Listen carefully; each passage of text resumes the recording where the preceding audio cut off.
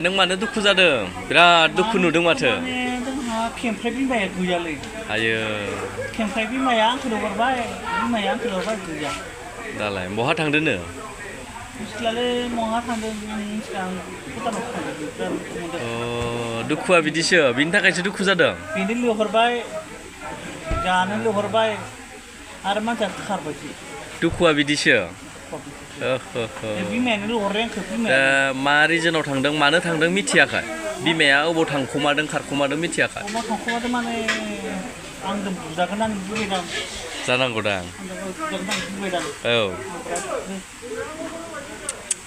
बिनि थाखायनो दुखु जाथारबाय नोङो बिराद। आयो अना खाना। माने एसां लुगु खामखो बिलाय? दा नों मा बुंगोन बेखौ? मा बुंनो माने दोनथ'नांगोनलै।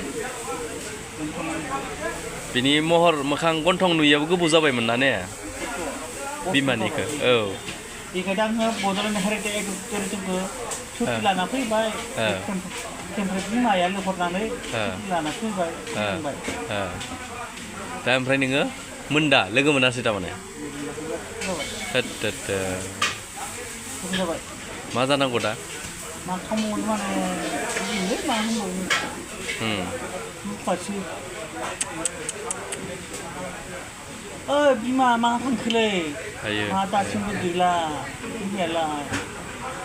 आं बिराद गाबखादों बिमा।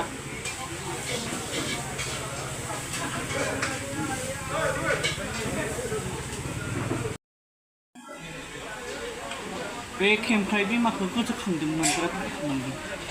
बिराद दुखु। बे मानसिया माहा थांखो खारखुमाबायना बियो। गावनो लिंहरबाय आरो गावनो गैया। जिबनानो दुखु।